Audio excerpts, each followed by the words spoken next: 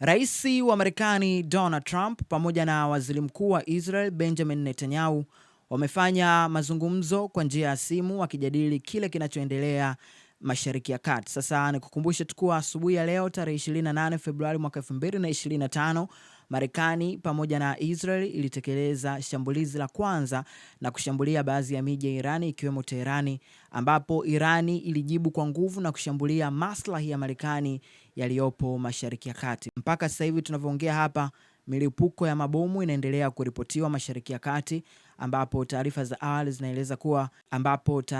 awali zinaeleza kuwa Irani tayari ameshashambulia baadhi ya kambi 5 za kijeshi za Marekani zilizopo Mashariki ya Kati, huku ving'ola vikiendelea kulia nchini Israel kuonesha hali ya tahadhari, na uongozi wake pia ukiwataka wananchi kufuata maagizo ya Home Front Command. Kwa hiyo mimi nitaendelea kukujuza kile ambacho kitakuwa kinaendelea kuhusiana na mashambulizi makali yanayoendelea muda huu Mashariki ya Kati.